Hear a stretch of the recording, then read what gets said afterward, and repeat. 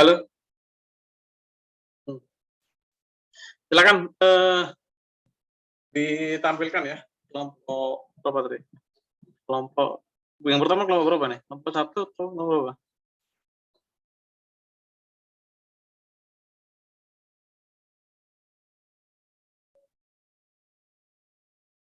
Pertama kelompok apa nih? 1 atau apa nih? Kelompok 3 harusnya, Pak. Kelompok 3? Ya, silakan ya, kelompok 3 ya. Izin share screen ya, Pak. Ya.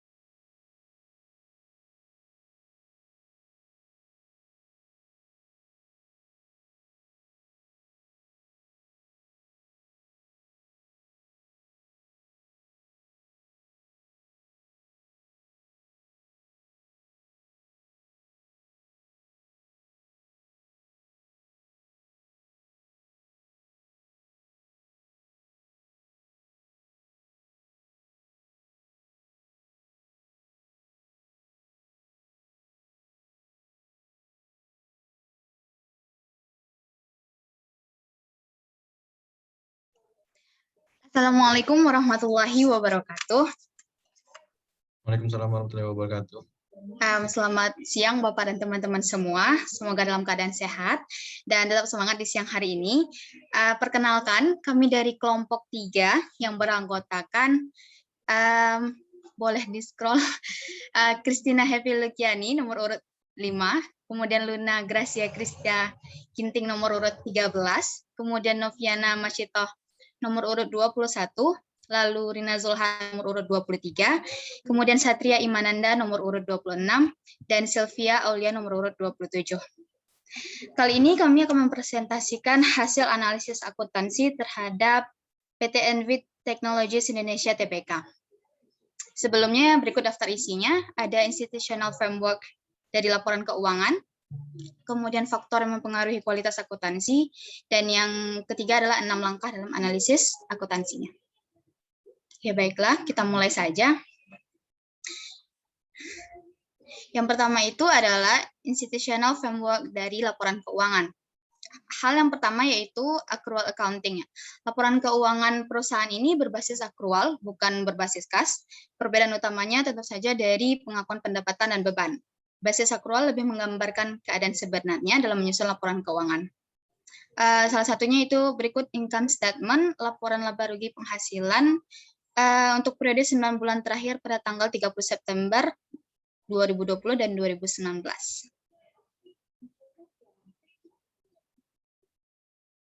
Lanjut, kemudian ini adalah statement of financial position-nya yang menjelaskan aset merupakan sumber daya perusahaan, kemudian liabilitas merupakan kewajiban yang harus dibayar oleh perusahaan di masa depan, lalu untuk ekuitasnya kekayaan yang dimiliki oleh perusahaan. Berikut laporannya. Baik, kita masuk pada management responsibility-nya. Ada 3 hal. Yang pertama, menerapkan prinsip-prinsip akuntansi adalah tanggung jawab manajemen yang memiliki pengetahuan superior tentang bisnis perusahaan. Yang kedua, adanya insentif bagi manajemen untuk mendistorsi beberapa data sebagai kepentingan reputasi manajemen. Yang ketiga, insentif manajemen dimitigasi dengan audit, pengawasan oleh komisaris, dan litigasi. Untuk prinsipal standar akan dibahas lebih lanjut oleh teman saya. Kepada Luna, disilahkan. Yang ketiga adalah prinsipal standar. Uni Eropa dan negara-negara lain di seluruh dunia telah mengandalkan IASB untuk menerapkan standar akuntansi, yaitu IFRS termasuk Indonesia. Standar akuntansi yang seragam meminimalkan kemampuan manajer untuk memanipulasi informasi laporan keuangan. Dalam mencatat laporan keuangan, PT Envi Technologies Indonesia menggunakan standar akuntansi keuangan yang di dalamnya mencakup PSAK dan ISAK. Di mana dalam penyusunannya, SAK adalah terapan dari beberapa standar akuntansi yang ada, seperti IAS, IFRS, ETAP, GAAP, PSAK, Syariah, dan juga SAP. Hal selanjutnya adalah audit.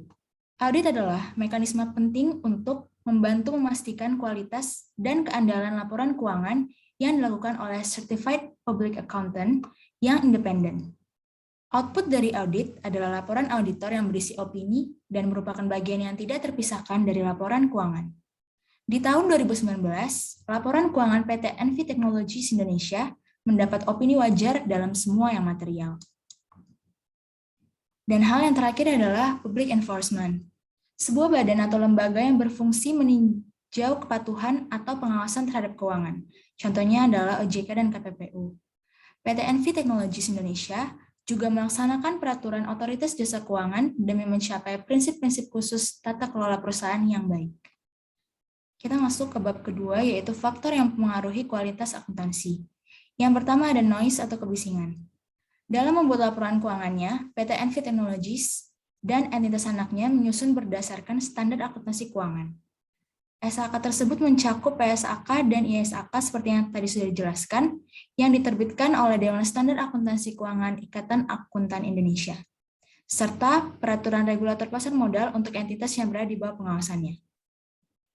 Noise atau kebisingan akuntansi adalah distorsi yang disebabkan oleh laporan keuangan karena adanya perbedaan peraturan akuntansi yang diikuti dan penerapan aturan dalam suatu perusahaan. PSAK memiliki noise dan bias yang dapat menyebabkan keputusan yang diberikan oleh manajemen sulit untuk diterapkan karena berbeda dengan PSAK itu sendiri. Selain itu, tidak semua aturan di dalam SAK, sehingga ada juga keputusan dalam akuntansi perusahaan yang bersifat asumsi, di mana kita tahu bahwa asumsi bersifat subjektif dan terdapat juga human error. Noise dapat menjadi kesempatan bagi suatu perusahaan untuk memanipulasi kondisi keuangan suatu perusahaan menjadi kondisi yang menguntungkan. Selanjutnya akan dijelaskan oleh Happy.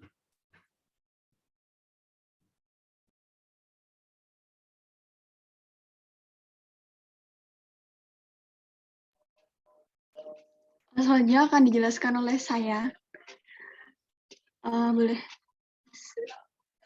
turun.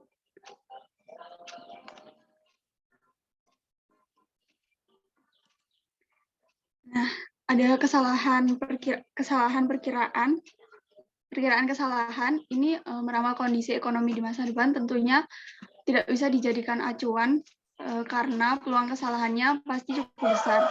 Coba di zoom. 150 gitu. Nah, terus antar garis itu diklik 2 kali. Ada 2 antar halaman ya, diklik 2 kali di tengah-tengah. Tengah-tengah halaman. Nah, di tengah-tengah halaman. Terus antar 2 halaman itu kan ada batas dia. Nah, jangan di situnya. Nah, klik 2 kali lah situ, klik 2 kali. Klik 2 kali deh. Nah. Coba silakan lanjut. Baik, saya lanjutkan. Kemudian ada perkiraan kesalahan. Meramal kondisi ekonomi di masa depan tentunya tidak dapat dijadikan sebagai acuan karena peluang kesalahannya pasti cukup besar. Nah, faktor penyebabnya itu pastinya karena keterbatasan kewajiban manajer untuk meramal dampak masa depan atas transaksi yang dilakukan saat ini. Selain itu, karena adanya faktor fluktuasi ekonomi yang sulit ditebak dan adanya kejadian-kejadian yang tidak diinginkan seperti pada tahun 2019 terjadi isu kasus manipulasi laporan keuangan anak perusahaan PT Envi yang membuat perusahaan yang membuat perubahan pada aset atau liabilitas lebih dari 20%. Nah, turunnya kas dan setara kas, kemudian menyebabkan turunnya kas dan setara kas karena pelunasan utang yang cukup besar, sehingga membuat perusahaan ini mendapat suspensi atau berhenti sementara. Kemudian karena ditambah lagi perusahaan ini,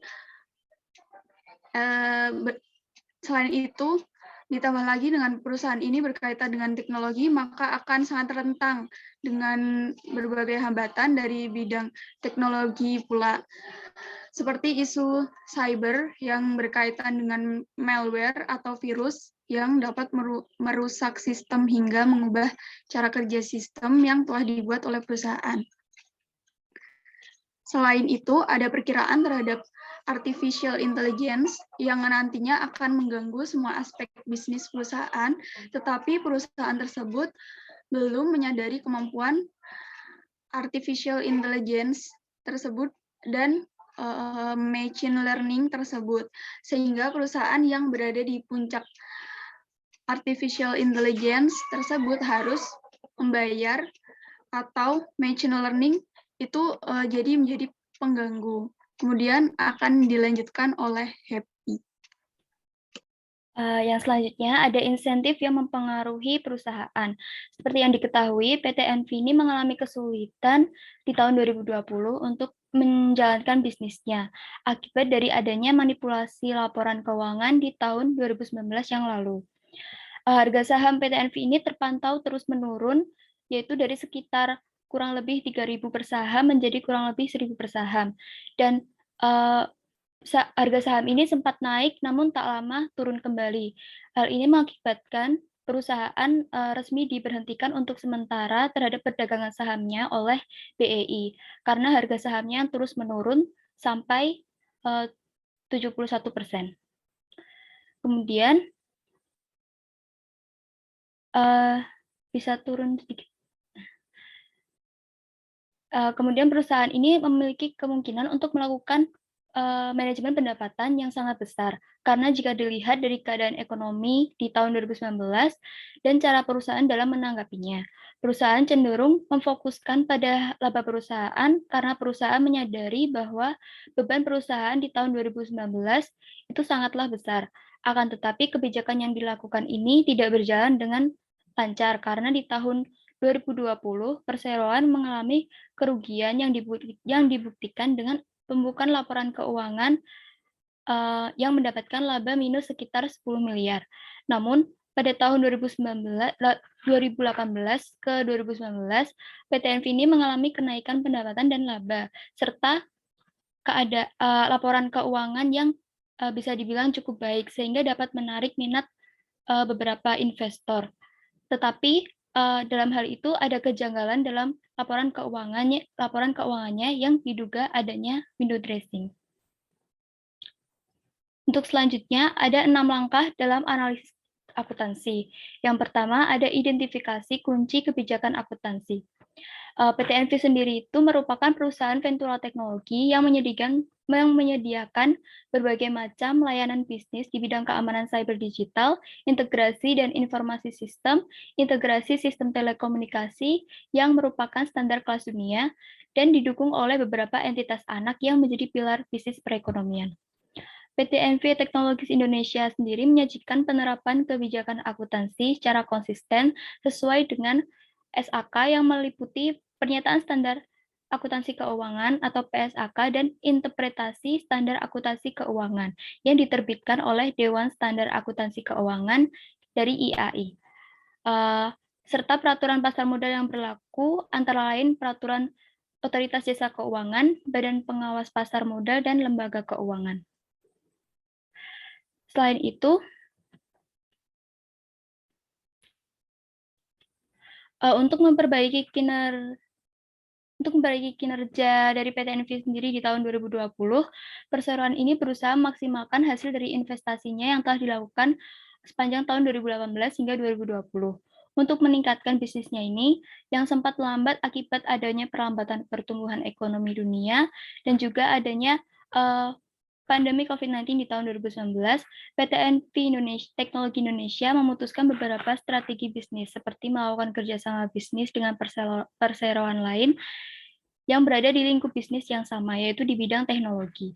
Selain itu, perseroan juga meningkatkan strategi usaha, mulai dari penguatan posisi penyelenggara layanan sistem integrasi telekomunikasi, penyelenggara layanan jasa keamanan cyber, serta percepatan pengembangan bisnis dari Big Data.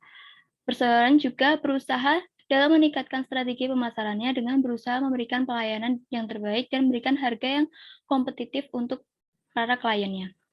Untuk selanjutnya akan dijelaskan oleh Noviana. Baik, terima kasih atas waktunya. Di sini saya akan melanjutkan untuk menjelaskan bagian menilai fleksibilitas akuntansi.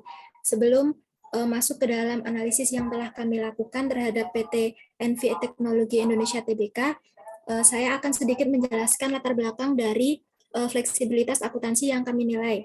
Jadi fleksibilitas akuntansi itu dapat kita nilai dengan mengambil informasi dari catatan atas laporan keuangan perusahaan.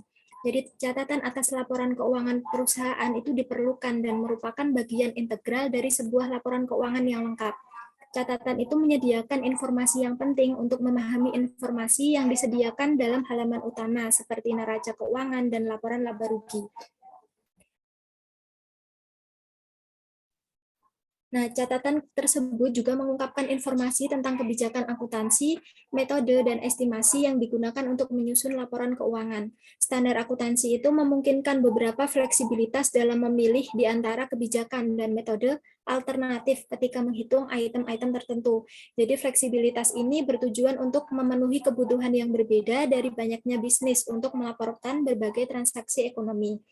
Selain perbedaan dalam kebijakan dan metode akuntansi, perbedaan muncul sebagai hasil dari estimasi yang diperlukan untuk mencatat dan mengukur transaksi, peristiwa, dan item baris laporan keuangan. Jadi secara keseluruhan, fleksibilitas dalam pilihan akuntansi itu diperlukan karena idealnya perusahaan itu akan memilih kebijakan, metode, dan perkiraan yang diperbolehkan dan paling relevan, serta yang mencerminkan lingkungan ekonomi unik bisnis dan industri perusahaan. Tetapi di sini fleksibilitas akuntansi itu juga dapat menciptakan tantangan bagi pengguna karena penggunaan dari berbagai kebijakan, metode, dan perkiraan itu dapat mengurangi komparabilitas di berbagai laporan keuangan perusahaan. Untuk yang di PT NV ini sendiri, boleh naik sedikit, Luna. Nah, dari yang kami nilai dari fleksibilitas akuntansi PT NV Teknologi Indonesia Tbk ini, dia itu menyusun laporan keuangan dengan menggunakan dasar pengukuran konsep biaya perolehan. Nah, ini itu didasarkan pada PSAK 71 yang mensyaratkan bahwa pengukuran aset keuangan itu diukur sesuai biaya perolehannya. Untuk laporan arus kas perusahaan itu disusunnya dengan metode langsung. Jadi dipisahkan antara aktivitas operasi, investasi, dan juga pendanaan. Sedangkan untuk pencatatan pendapatan itu dilakukan ketika barang dan jasanya itu telah diberikan kepada pelanggan. Sedangkan untuk beban itu diakuinya saat terjadinya atau dengan basis akrual. Nah, di sini itu ada kata-kata bahwa dia itu menggunakan basis akrual. Nah, basis akrual di sini itu pada dasarnya basis akrual itu menyediakan beberapa opsi yang berbeda sehingga terkait dengan estimasi dan alokasi. Misalnya kan kalau ada depresiasi, nah itu kan ada beberapa pilihan opsi yang dapat dipilih oleh perusahaan. Nah, di sini itu dapat memunculkan adanya distorsi seperti yang dijelaskan oleh Pak Handaka tadi. Jadi di sini tapi untuk si PT NV ini sendiri dia itu menggunakan depresiasinya itu dengan metode straight line method. Untuk persediaannya itu dia menilainya sebesar nilai terendah antara biaya perolehan dan nilai realisasi bersih. Sedangkan untuk aset tetap itu dinyatakan sebesar biaya perolehan dikurangi akumulasi penyusutan dan juga adanya rugi penurunan nilai. Untuk yang lain-lainnya itu hampir sama bahwa biaya-biaya terkait pemerolehan aset itu juga diakui ke dalam aset tetap apabila dia itu memenuhi kriteria pengakuan. Untuk penyusutannya, penyusutan aset tetap itu yang tadi, depresiasi tadi menggunakan straight line method. Nah, untuk aset tidak berwujud, PT NV ini mencatatnya pada biaya perolehan dikurangi akumulasi amortisasi dan akumulasi rugi penurunan nilai dan diamortisasi secara garis lurus juga. Nah, untuk keseluruhan investasi utang dan investasi ekuitas itu diukurnya juga pada nilai wajar. Untuk liabilitas keuangan, ya diturunkan. Nah, untuk yang liabilitas keuangan itu yang terdiri dari utang bank jangka pendek, utang usaha, dan lain-lain, itu diakuinya diklasifikasikan sebagai liabilitas keuangan dan dicatat berdasarkan biaya perolehan dan kebijakan-kebijakan lain yang ada di dalam CALK. Untuk secara garis besarnya seperti itu. Untuk evaluasi strategi akuntansi akan dijelaskan oleh teman saya, Rina. Baiklah, untuk evaluasi strategi akuntansi sebelumnya itu kita akan melihat apakah fleksibilitas akuntansinya itu mengkomunikasikan informasi ekonominya itu kepada publik atau malah menutupi performance-nya mereka. Nah, untuk PT NV sendiri, penyusunan laporan konsolidasinya itu manajemen membuat pertimbangan estimasi dan asumsi mempengaruhi jumlah yang dilaporkan. Ya, jumlah yang dilaporkan dengan pengungkapan yang terkait pada akhir periode pelaporan. Nah, terkadang ketidakpastian mengenai asumsi dan estimasi tersebut dapat mengakibatkan penyesuaian material terhadap laporan keuangan PT NV tersebut. Maka dari itu, mereka selain diharuskan untuk melakukan asumsi dan estimasi, hal-hal yang dilakukannya itu pertama untuk kelangsungan usaha, apakah perusahaan memiliki sumber daya untuk melanjutkan bisnis, kemudian ada pengklasifikasian instrumen keuangannya, apakah itu sebagai aset atau liabilitas, lalu yang terakhir, penentuan mata uang fungsional karena berpengaruh pada pendapatan dan beban pokok yang diberikan. Estimasi dan ini akan berpengaruh nantinya pada hasil laporan keuangannya. Kemudian untuk kombinasi bisnisnya menggunakan catatan metode akuntansi, metode akuisisi, biaya suatu akuisisi diakui sebagai penjumlahan atas imbalan yang dialihkan. Hal-hal ini akan disesuaikan lagi dengan pelaksanaan secara bertahap, termasuk pengukuran kembali kepentingan yang dimiliki sebelumnya dalam operasi bersama pada nilai wajar. Penyesuaian ini tidak memiliki dampak signifikan terhadap laporan keuangan konsolidasi yang telah dibuat. Nah, untuk aset dan liabilitas keuangan tertentu dicatat pada nilai wajar yang mengharuskan penggunaan estimasi akuntansi. Namun, komponen signifikan pengukuran ini itu ditentukan dengan adanya bukti objektif dan terverifikasi.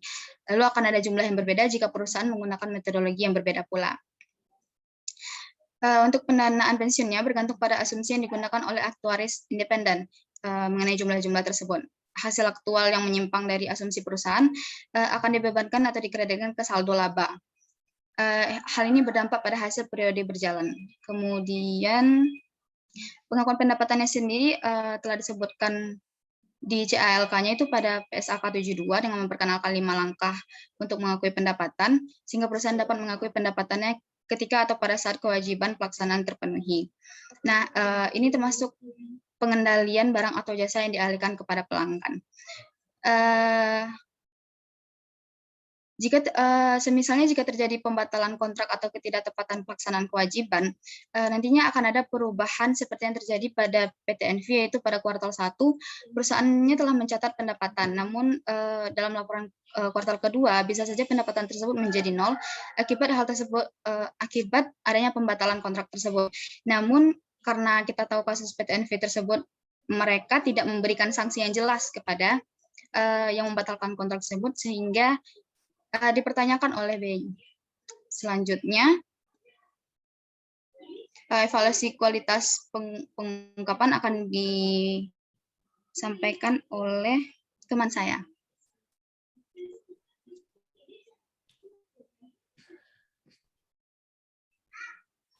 Baik, untuk evaluasi kualitas pengungkapan, nah, berhubung dengan PT NV merupakan perusahaan yang melakukan kegiatan usaha dalam bidang perdagangan dan teknologi informasi, maka dalam menjalankan aktivitas operasi, investasi, dan pendanaan, PT NV menghadapi risiko utama yaitu dalam hal perkembangan teknologi.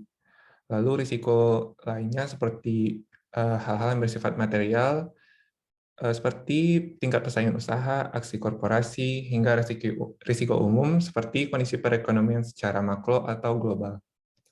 Dalam laporannya, manajemen PT Envi juga mengidentifikasi risiko yang dihadapi oleh perusahaan tersebut dan telah memberitahu penyebab dari risiko tersebut dalam pengungkapan. Maka kualitas dari penyusunan informasi keuangan yang disajikan dalam laporan keuangan akan sangat tergantung pada keahlian atau pengetahuan direksi, khususnya anggota direksi yang membawahi bidang akuntansi keuangan.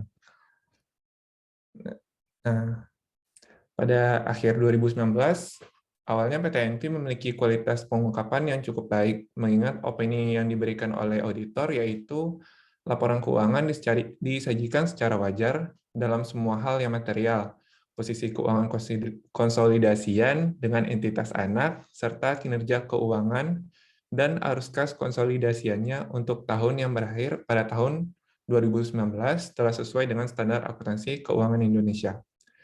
Namun ketika memasuki pertengahan tahun 2020, laporan keuangan PT Envi mulai memiliki beberapa kejanggalan dalam pelaporannya, yang menyebabkan bursa ingin meminta penjelasan lebih lanjut kepada PT Envi. Misalnya saja dapat dilihat dari komposisi susunan pemegang saham berikut. Nah, di sini kan ada komposisi susunan pemegang saham per 1 Desember 2020. Bisa dilihat yang pertama yaitu Hisata Kazuhiro sebesar 4,28%, lalu Citibank 3,01%, Weiser Global 3%, hingga Tumsiyah Tenri angka 1,3%. Nah, dari data yang terlihat, persentase kepemilikan saham oleh non-masyarakat sangat kecil, berkisar hanya 1% sampai 5% saja. Sementara masyarakat memegang kepemilikan saham sekitar 50% lebih. Hal ini didukung dengan tindakan exit korporasi yang dilakukan oleh komisaris PT Envi yaitu Tan Kuan Yang yang mulai menjual kepemilikan sahamnya kepada publik pada tahun 2019 secara bertahap, sehingga kepemilikan sahamnya yang awalnya 26,11% sekarang tidak dicantumkan di dalam laporan keuangan. Hal ini menandakan hal yang kurang baik bagi pemegang saham khususnya, karena hal tersebut seolah-olah menggambarkan perusahaan kurang percaya diri dengan kelangsungan perusahaannya jika komisaris utamanya saja sudah melakukan exit korporasi. Lalu selain itu, bursa juga meminta penjelasan mengenai pendapatan PT Envi yang hilang pada kuartal 3 seperti yang dapat dilihat gambar berikut. Nah, pada poin 1, perseroan menghapuskan pendapatan yang berasal dari segmen sistem integrasi informatika sebesar 6,2 miliar dari PT Perintis Teknologi dan PT Citra Buana. Nah, lalu perseroan menjawab pada poin B, yaitu perseroan mengatakan sehubungan dengan tidak terdapatnya perkembangan yang signifikan dan rencana pembayaran yang jelas, maka perseroan mempertimbangkan untuk tidak melanjutkan transaksi sebagaimana dimaksud guna menghindari piutang yang akan merugikan perseroan. Nah, di sini dijelaskan bahwa perseroan ingin memutuskan hubungan dengan kedua perusahaan tersebut karena tidak ada kejelasan akan pembayaran di masa depan. Sementara itu, di laporan keuangan mengungkapkan hal yang sebaliknya. Bisa dilihat di gambar yang geser ke bawah dikit. Laporan keuangan pada tahun 2019, laporan keuangan pada kuartal 2020, terdapat pendapatan dari PT Perintis Teknologi Nusantara sebesar 4,5 miliar dan PT Citra Buana 1,650 miliar. Nah, sementara itu pada gambar yang di bawah, yaitu laporan keuangan pada kuartal 3, pendapatan dari kedua PT tersebut sudah hilang dari laporan keuangan. Dan di sini dikatakan PT Perintis Teknologi Nusantara dan PT Citra Buana Tunggal membatalkan transaksi pendapatan tersebut. Nah, hal tersebut sangat bertentangan dengan apa yang dijawab oleh perseroan sebelumnya. Maka kesimpulannya dalam mengungkapkan laporan keuangannya, perseroan seperti tidak mengungkapkan laporan keuangan yang sebenarnya dan menyembunyikan kebenaran. Untuk itu, efek dari beberapa kekhawatiran yang ditimbulkan oleh PT Envi tersebut, mulai dari laporan yang diklaim tidak teliti diperiksa oleh perseroan, hingga pernyataan yang membingungkan bursa, wajar apabila harga saham PT Envi turun ke 50 per lot dan suspend mulai tahun 2020. Untuk identifikasi potensi red flags akan dilanjutkan oleh teman saya, Luna. Langkah yang selanjutnya adalah identifikasi potensi red flags. Dalam laporan keuangan PT Envy Technologies, ditemukan beberapa fluktuasi dan potensi yang menimbulkan perusahaan mengalami kemunduran. Di antaranya adalah penurunan jumlah kas dan setara kas. Kas dan setara kas PT Envy Technologies mengalami penurunan yang sangat drastis dari tahun 2019 hingga ke tahun 2020 di kuartal ketiga. Dapat dilihat pada tahun 2019, jumlah kas dan setara kas sebesar 44.752 juta, dan pada akhir periode hanya sebesar 314 juta. Penurunan ini dapat menjadi masalah bagi perusahaan karena seharusnya kas dan setara kas bebas dari risiko perubahan nilai yang signifikan. Yang kedua adalah peningkatan jumlah piutang. Jumlah piutang PT Envy Technologies mengalami kenaikan sebesar 16.996 juta dari tahun 2019 dengan nilai 13.460 juta menjadi 30.457 juta. Kenaikan piutang ini disebabkan karena pembayaran piutang kepada pihak ketiga. Yang ketiga adalah penurunan laba bersih. Laba bersih PT Envy mengalami penurunan yang sangat signifikan, bahkan bisa disebut bahwa perusahaan merugi. Dilihat dari laporan keuangan, jumlah laba bersih pada tahun 2019 sebesar 5.611 juta dan menurun hingga mencapai angka rugi sebesar 20.455 juta. Selanjutnya adalah laporan audit yang tidak wajar.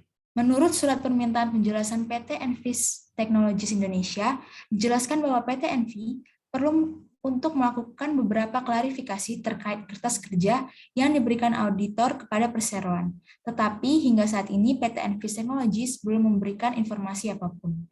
Selanjutnya akan dijelaskan oleh Sylvie. Kemudian langkah selanjutnya terkait distorsi akumulasi.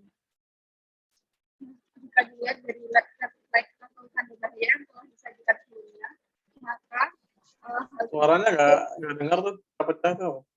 kurang keras ya Pak? Ya jelas sih, cuma pecah ya, Pak ya.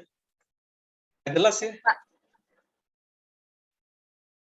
Coba yang lain jelas nggak suaranya? Soalnya di sini sedang hujan. Coba off cam aja sih. Nah kalau ini suaranya jelas nih. Nah yang tadi suaranya. Cek. Sudah jelas sebelumnya.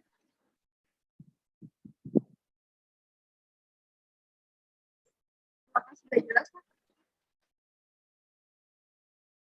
Gimana Satya? Dengar nggak suaranya? Masih sedikit Cek, jauh. cek. Sebentar, Pak. Sudah jelas belum Pak? Sudah jelas sih. Maksudnya sudah jelas kerasnya. Cuma apa ya, kayak pecah gitu ya. Itu apa ya? Terlalu kencang ya.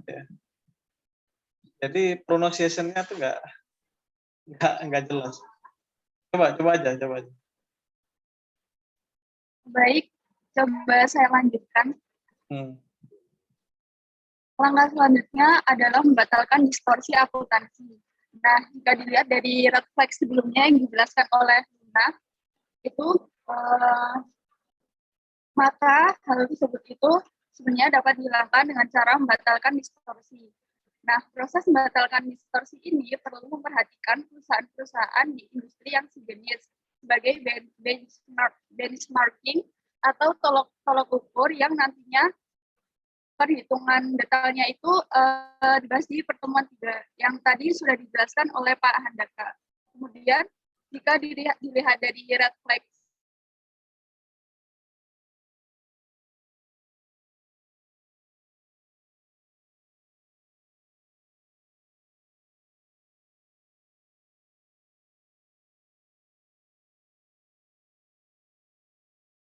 kemudian laporan audit yang tidak wajar seperti yang sudah dijelaskan di atas tadi.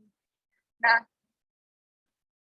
laporan audit yang tidak wajar ini isunya karena adanya dugaan manipulasi yang telah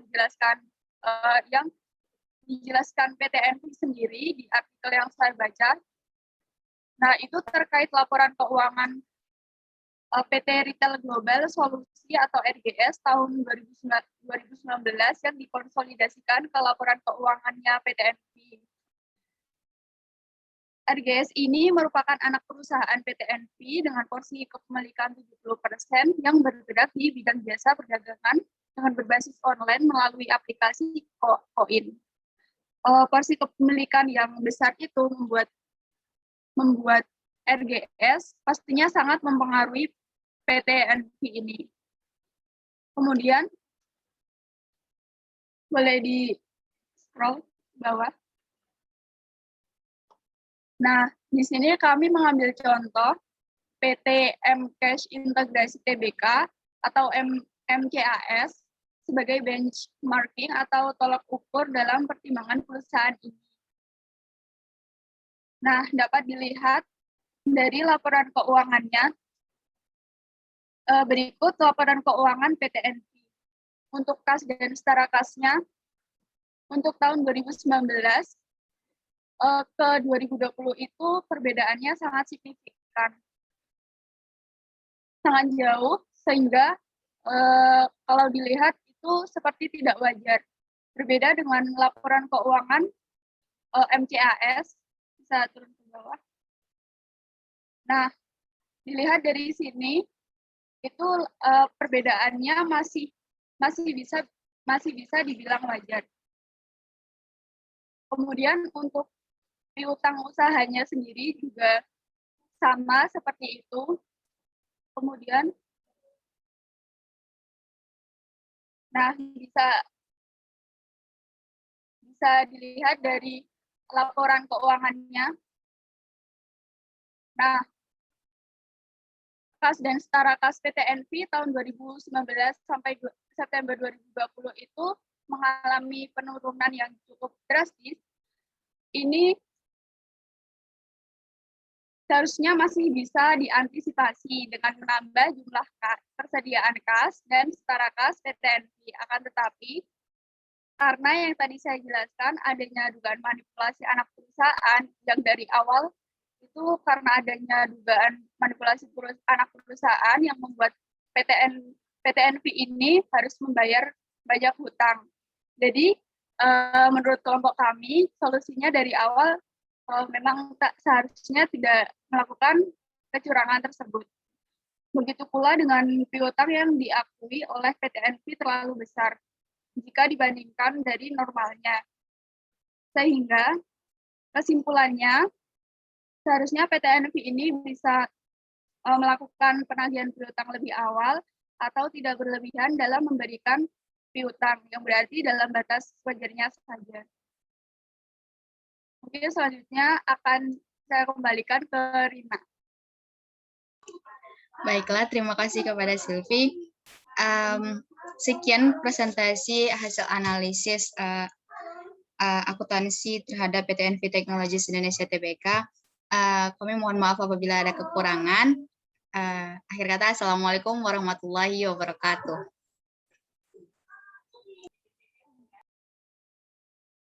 Waalaikumsalam warahmatullahi wabarakatuh. Menarik nih PT NV ya. Ini dapat dilihat ya, MV berbeda halnya dengan MCAS. Ini saham-saham teknologi nih. Kemarin dia sempat harganya sempat gila-gilaan ya. Coba lihat di harga, ada nggak nih? Nah, next ya, kalau ketika kita nulis satu presentasi kan, berarti kan Bapak itu nggak terlalu senang kalau ada angka merah-merah ya, merah-merah. Coba Control All, coba. Ya, Control All, Control A, Review, ya language, bahasa itu language, nah, oke, klik set profile, nah, klik Indonesia itu. Indonesia. Oh, Indonesia itu. Udah ada di atas tuh. Oke. Ya, oke. Nah, ini MCAS. MCAS ini perbandingannya NV, jadi PT NV ini sekarang dia pergerakannya, wah ini nih, balik lagi ke pasar ya. NV itu teknologi Indonesia ini ya. Ya, istilahnya dikenal dengan saham gocap, ini belum ada yang bangunin. NV Technologies. Jadi dia kemarin tuh kalau nggak salah sempat di ini ya, sempat di suspend ya sama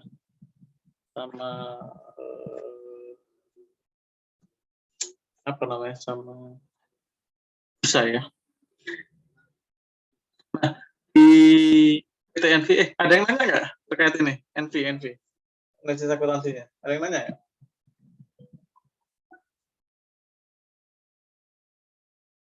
Silakan. Yang lain kalau mau bertanya.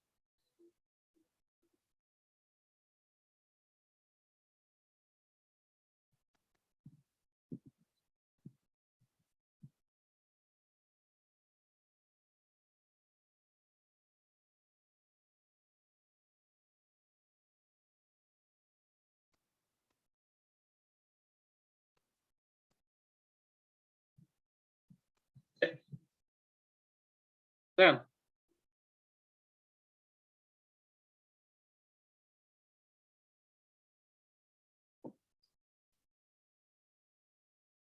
Ada yang nanya nggak terkait PT NV? Ini PT NV kalau dulu, kalau lihat ini ya, lihat pergerakannya, kayak pergerakan apa aja nih Pak? Pergerakannya dia sangat menarik ini ya. Dia di awal-awal naik gitu ya, naik sampai 3.200 ini, sampai 3.200.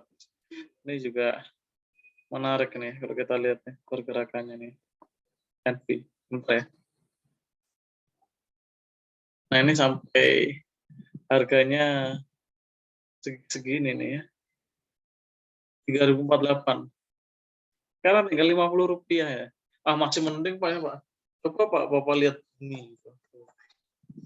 Bumi.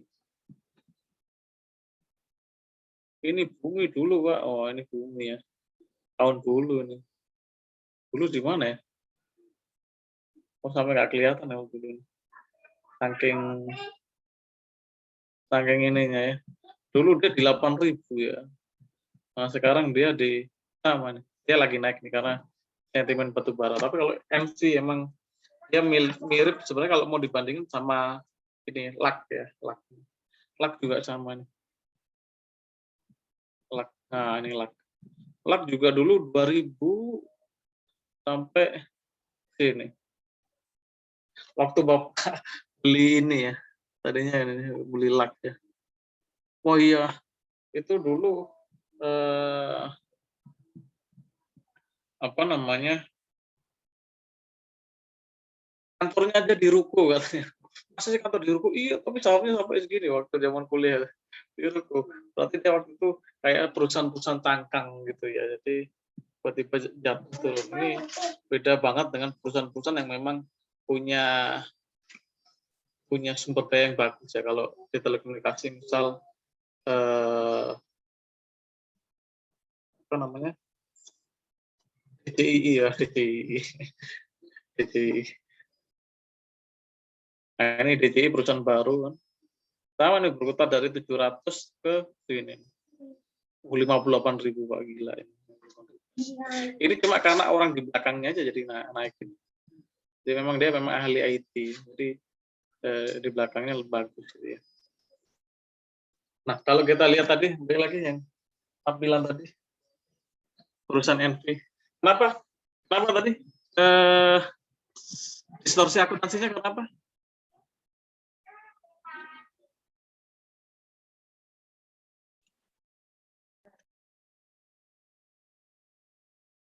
Tanda bahaya yang telah disajikan, maka hal tersebut dapat dihilangkan dengan cara membatalkan distorsinya karena penurunan kas dan setara kas. Nah, ini berarti aset ya. Ini akibat apa nih? Penurunan kas dan setara kasnya akibat apa? Itu karena ini Pak, membayar itu karena piutangnya kan terlalu banyak. Terus Hmm. dia piutangnya terlalu banyak, utangnya juga banyak gara-gara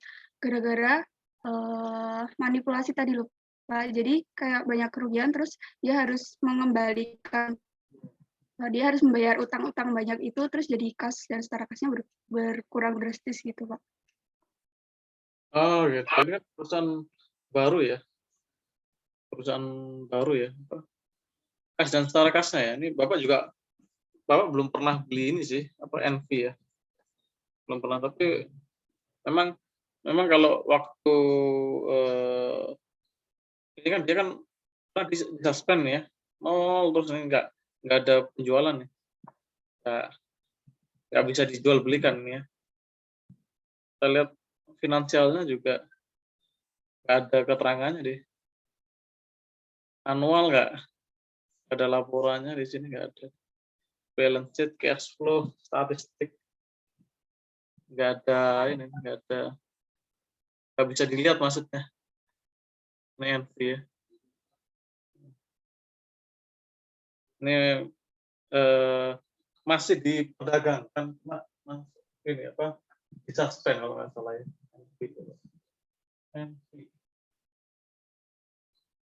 NV dijual bisa, tetapi dia karena dia belum menyampaikan laporan keuangan, dia perusahaan yang kena notifikasi ya. Terus tidak memiliki pendapatan, perusahaan terdaftar yang tidak menyelenggarakan RUPS tahunan, makanya dia dalam pemantauan. Ini nggak ada yang beli. Bahkan di pasar nego juga nggak ada. Kemudian apa tadi? Gimana tadi? Ya. Yang satu dibandingkan dengan MCAS gimana? Ini MCAS. Iya Pak, yang bawah. Oh. Kalau MCAS memang beda jauh lah sama MCAS. Bapak nggak seneng juga sih MCAS ini, karena mahal. MCAS ini, sekarang harganya udah menggila ya. Kemarin Bapak pengen beli, tapi karena udah mahal, ternyata dia harganya lebih mahal lagi sekarang. MCAS dia punya kasnya 378 miliar ya, luar biasa nih. Ini perusahaannya MCAS ya. Ini MCAS. Ini sekarang harganya di 11.000. Kalau tadi beda banget tuh, dari 2.050. Ini dari 2.000 ke ini. Tapi Bapak nggak tahu nih, menariknya MCAS ini apa ya? Dia distributor dari Good Information Service, digital product ya. Nah, ini saingannya sama perusahaannya Raffi Ahmad nih katanya. DMX. Oh, ini lagi terjun payung. Nah, ini lagi terjun payung. Oke. Terus gimana tadi? Ini kan fokusnya ke perusahaan NV ya? Iya Pak, betul. Jadi distorsinya dia karena kasnya ya, perusahaan NV itu ya. Karena kas. Kemudian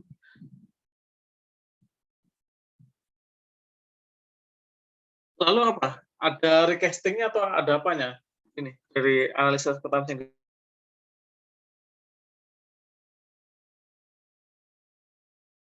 Testing kami belum sampai situ Pak, soalnya itu masuknya ke bab 3 gitu Pak. Oh iya, maksudnya Kemarin belum. yang dilakukan analisa akuntansi apa? Gimana Pak? Yang dilakukan analisis akuntansinya apa? Hanya akun ini aja. Distorsinya distorsi di aset doang ya? Ada ya? Oh, sama apa tadi, utangnya? Sama piutang sama sebenarnya ada net income itu, Pak.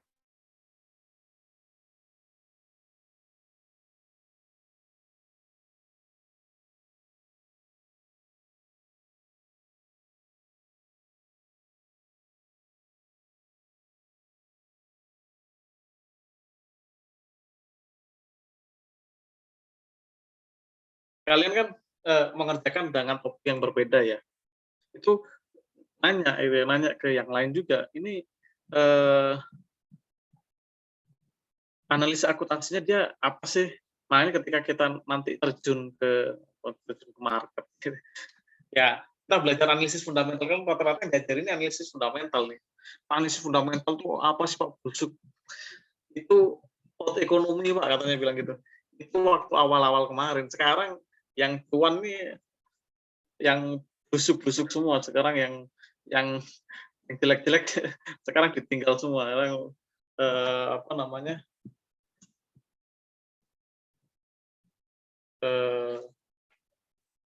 Udah nggak tuan lagi katanya gitu ya. Nah, kita lihat dari fundamentalnya memang kalau pengen, maksudnya kalau kita belajar analisa akuntansi gitu ya, analisis laporan keuangan itu beli barangnya itu nyaman gitu, beli perusahaannya nyaman. Pokoknya kalau ditinggal tidur itu maksudnya dibuat nilainya kayak itu NV itu 50 terus susah bangunnya tuh kayak Bakri itu bangunnya lama itu kali bangun sekarang naik gitu ya. Bisa ditinggal tidur lagi itu ya. Ya apa namanya? Ditinggal tidur lagi itu istilahnya apa namanya? Nilainya memang rendah banget gitu ya. Bapak ada juga perusahaan yang menurut Bapak bagus secara PBV juga bagus. Cuma dia memang belum digoreng. Dan lama banget tidurnya itu ya, perusahaan ikan gitu ya. Ya itu ya tadi ya, apa namanya, kita bukan spekulasi kan, kita lihatnya dari nilai PBV-nya, nilai PBV-nya bagus, nah, kita beli ya. Berani masuk lah gitu ya.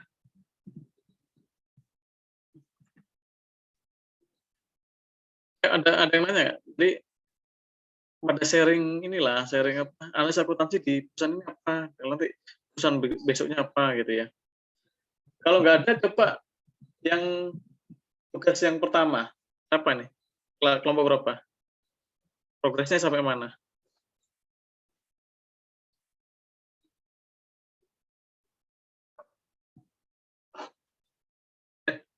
Kelompok berapa? Adlan, kelompok berapa Adlan? Belum ada, Pak. Ya, Adlan. Belum ada, Pak. Nggak ada. Nggak ada sih. Ayo. Kelompok berapa selanjutnya? Yang kelompok ini berapa? Ini yang lain kok pada gelap-gelapan nih. Pada di mana nih? Masa cuma Fadlan doang yang pakai video atau pakai apa nih Fadlan? Nggak bergerak nih. Yang lain pada kemana nih? Ini supaya cair nih apa kuota bantuan kuota biar cair ini kan. Ingat bantuan kuota itu ke anak bapak itu terdaftar juga bantuan kuota. Dapat ya, dapat lah. Apa kemarin tuh hari ini ya, dapat juga dari Diknas itu ya. Lumayan Pak, 20 giga. Padahal kemarin baru dibeliin sama papanya, tapi yang 3 giga buat sebulan deh. Papanya belinya 3 giga buat ini. Sama Mas Nadim dikasih ya. Dikasih 20 giga, bilang 20 giga lah orang pakai wifi kalau di sekolah nggak apa-apa. Tapi sekarang agak-agak mending, nggak kayak dulu ya. Dulu harus kuota inilah, kuota pendidikan, sekarang kuota utama semua. Jadi enak. Biar nggak bocor. Kuota utama terserah dia mau nonton YouTube, mau apa gitu ya. Kalau dulu kan harus apa, ruang guru, ruang dosen, ruang apa ya. Gitu ya. Silakan, kelompok berapa nih? Yang masih progres, kelompok 1. Atau kelompok berapa? Kelompok 3. Ya, coba ya kelompok 3 berarti kalau kemarin kelompok 1, kelompok 5 nih, berarti kelompok 3 mungkin ke kelompok 1 gitu ya. Nah, kelompok 1. Tulisnya apa?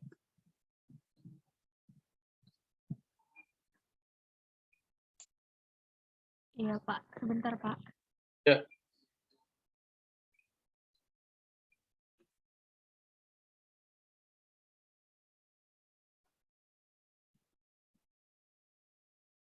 Di sini kelompok 1 itu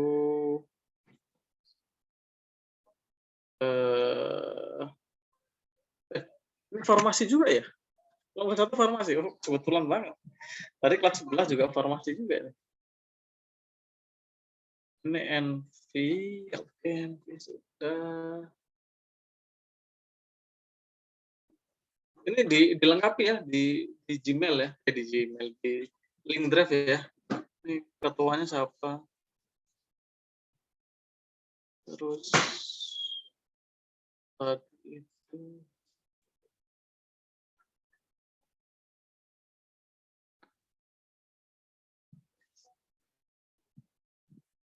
jadi kalau mau buka linknya pakai email PKSN aja. Kalau email PKSN ya.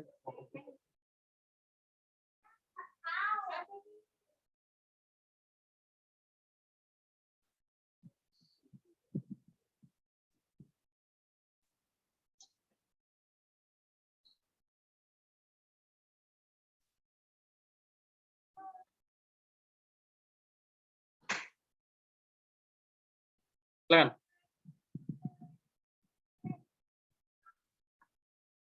Ini apa ya? Sama report. Keburu. Baik, Pak. Sebentar, Pak.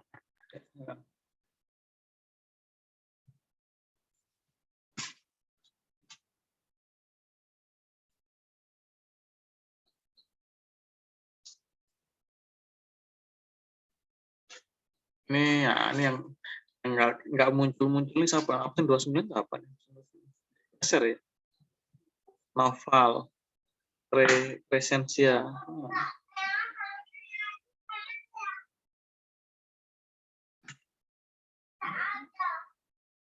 Jangan-jangan lagi nonton ini apa? Thomas. Thomas Super.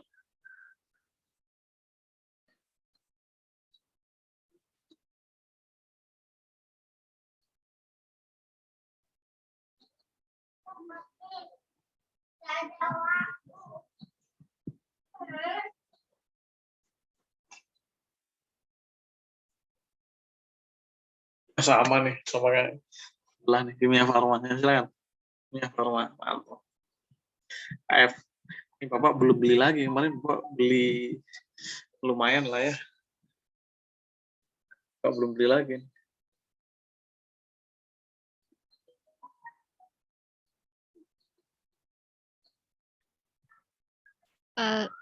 Baik, selamat sore Bapak dan teman-teman. Jadi di sini kami akan menampilkan progres untuk tugas UTS.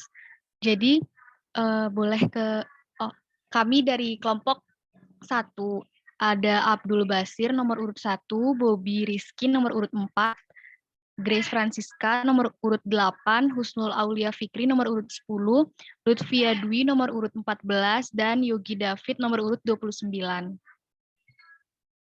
Boleh ke daftar isi.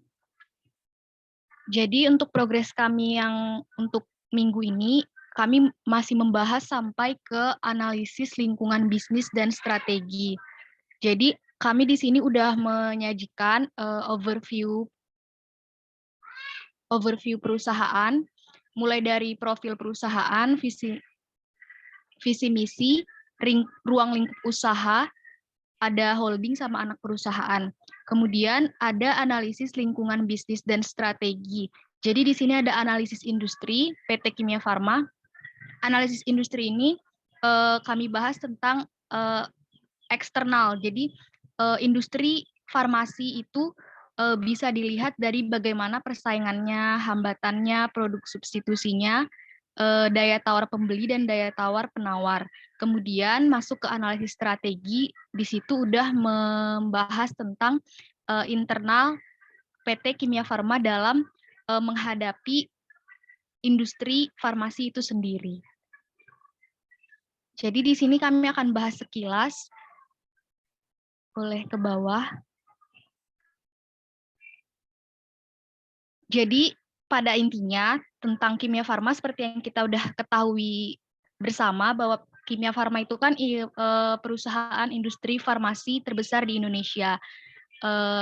Udah benar-benar familiar lah di kalangan kita.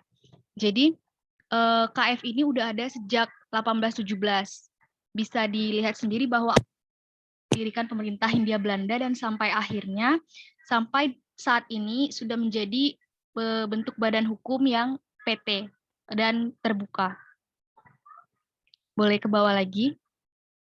Di profil perusahaan ini kami menjelaskan tentang bagaimana sejarah PT Kimia Farma itu sendiri.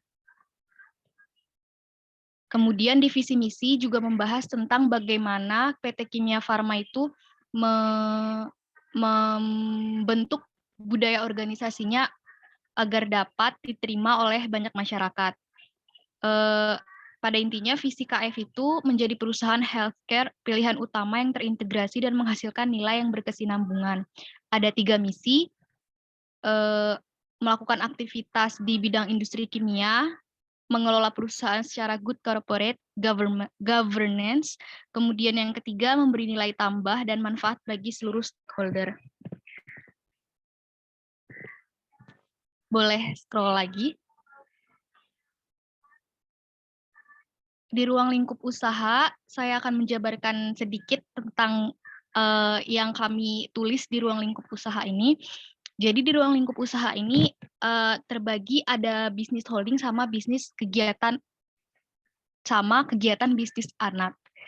Jadi di holding ini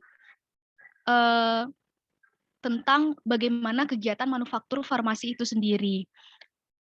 Jadi Kimia Farma memiliki bidang usaha utama yaitu manufaktur farmasi dan dukungan kuat dari riset dan pengembangan.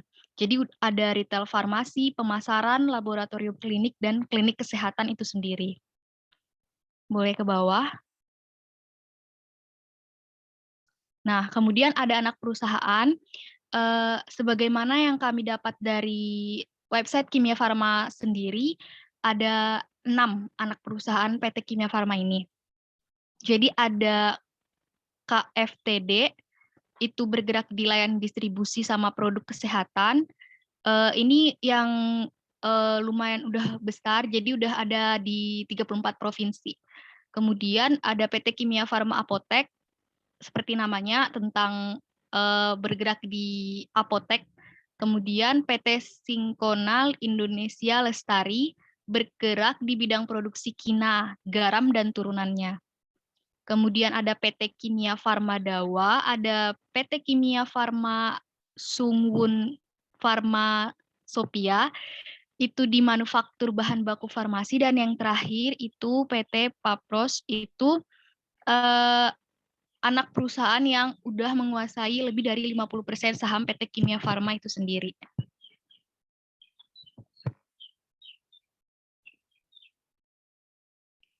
Selanjutnya mungkin boleh dilanjutkan oleh teman saya.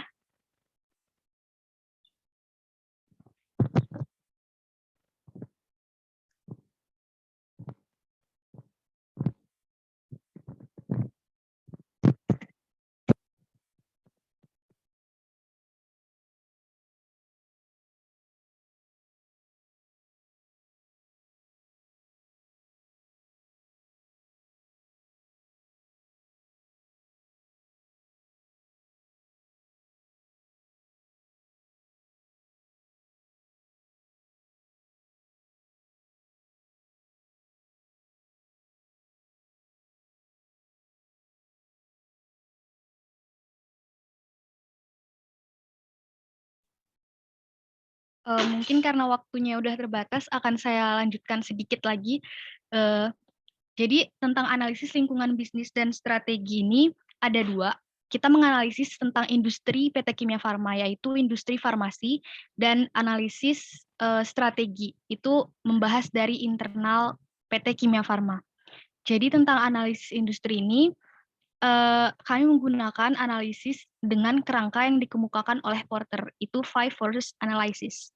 Jadi ada persaingan antar perusahaan sejenis, boleh scroll ke bawah.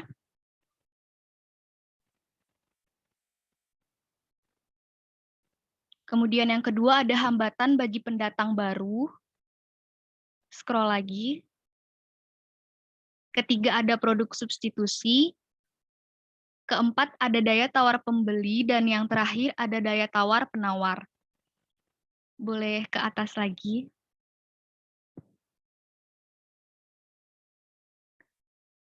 Jadi di persaingan antar perusahaan sejenis ini, kami menjelaskan tentang bagaimana industri farmasi, bagaimana persaingan di industri farmasi ini sendiri.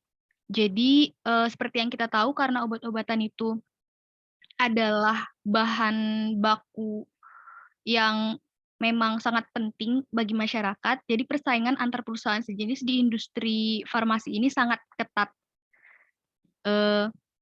Bisa dilihat bahwa ada PT Kimia Farma Tbk KF, PT Indofarma Tbk Inaf, dan PT Bio Farma Tbk yang merupakan holding BUMN farmasi dengan PT Bio Farma yang menjadi induk.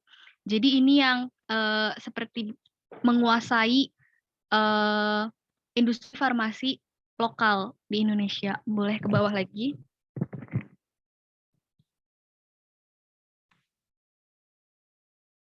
Adanya holding BUMN farmasi ini tidak menjamin hilangnya potensi persaingan dalam perusahaan sejenis lainnya.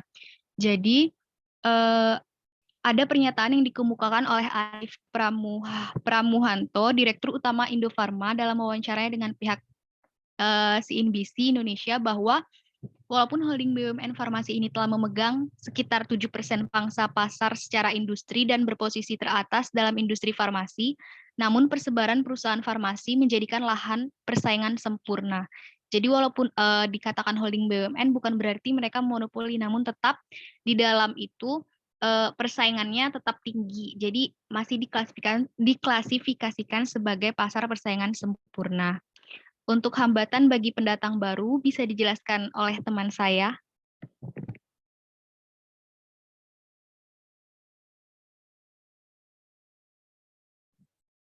Nah, untuk hambatan bagi pendatang baru itu, industri farmasi merupakan sektor industri yang memiliki daya saing yang cukup tinggi karena tingkat kompetitif dan banyaknya perusahaan di dalamnya, baik dari luar atau asing, termasuk produsen terbesar dunia seperti Pfizer, maupun lokal. Sekitar 75% farmasi masih dikuasai oleh industri lokal. Tantangan tersendiri buat industri farmasi yaitu masih sangat bergantung sama bahan baku impor atau asing. Hal ini menjadikan obat generik menjadi lebih tinggi. Kemudian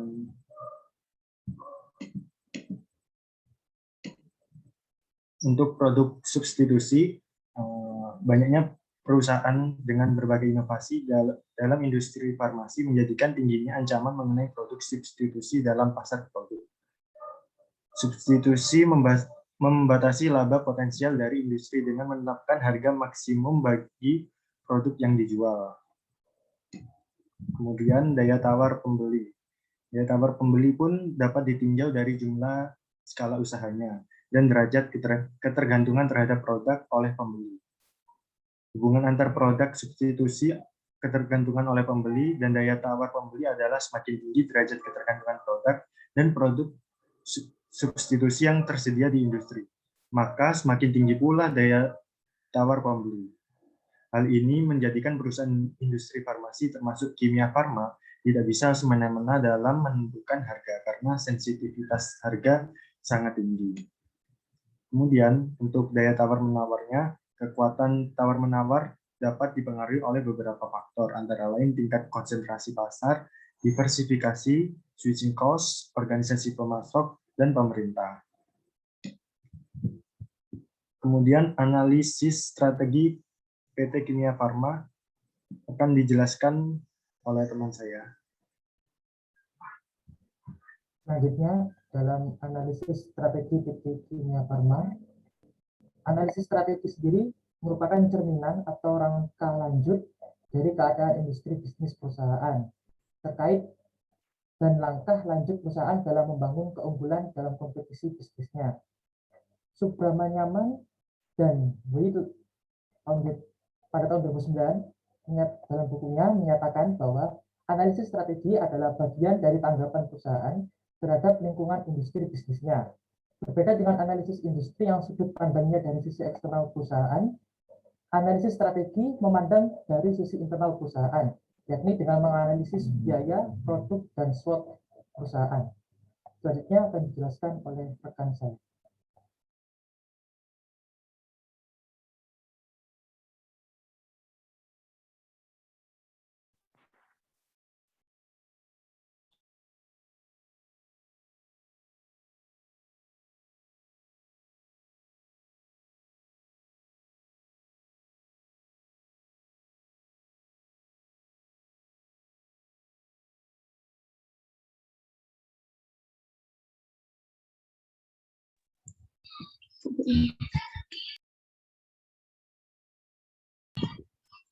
Untuk selanjutnya, yaitu mengenai kepemimpinan biaya, ini atau cost leadership, ini menunjukkan bagaimana perusahaan menaruh strategi dalam menarget biaya yang paling rendah di antara perusahaan pesaing lain.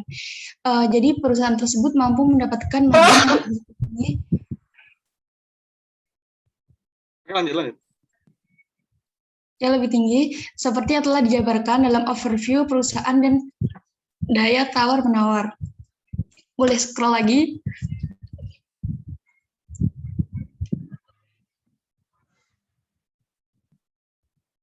Boleh scroll ke bawah.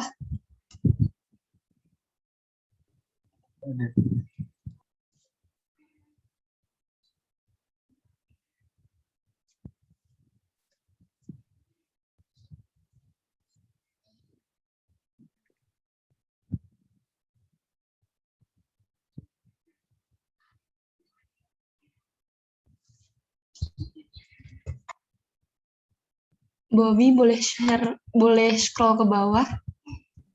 Sementara sudah di sini, habis sudah. Belum dilanjut.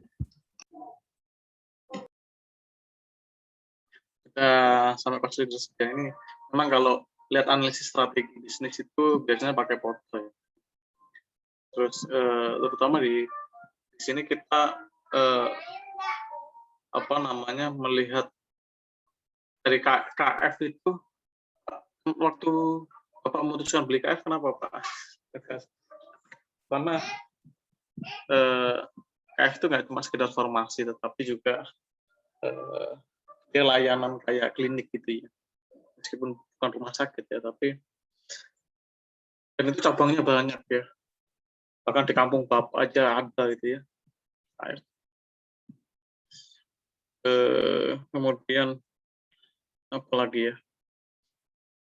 dia juga lagi ada di harga, bilang harga termurahnya juga enggak, tapi di harga supportnya gitu ya, supportnya harga waktu awal tahun itu 8.000, sekarang udah 2.000, waktu di bawah 2.300, tempat jual 2.400 sampai 2.600, mungkin nanti bisa ke 3.000 ya, kalau sabar. Kalau duitnya buat foto ya kadang muter aja gitu ya. Nah, KF kalau kita bilang kan laporan keuangannya itu apakah menunjukkan ini, apalagi kan KF pun rencana itu mau melakukan revisi ya. Nah, harga revisi berapa itu harus melihat kinerjanya. Kadang sekarang semua pada revisi, makanya harganya dibawa turun ya. Kenapa? Dia ingin dapat uang gratis, dapat uang modal dari saham yang dipecah gitu ya. Nah, itu menarik nih KF nih. Pengen juga. Ada yang nanya nggak? Nggak ada. Kalau nggak ada, kita akhiri dulu ya pertemuan kali ini. Terus latihannya juga dikerjakan. Besok kita bahas ya di pertemuan berikutnya. Latihan di mana Pak? Yang ada di itu, di LMS di kelas, bukan LMS yang di tempatnya School itu kan ada LMS, itu ada tugas dikerjakan. Sementara itu, silakan ditutup dengan doa. Siapa yang giliran?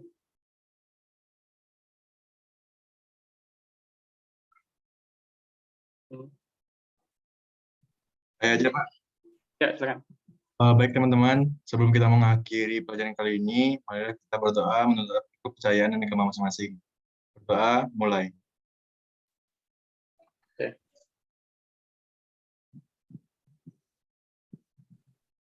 Berdoa dapat dicukupkan, saya kembalikan ke Bapak.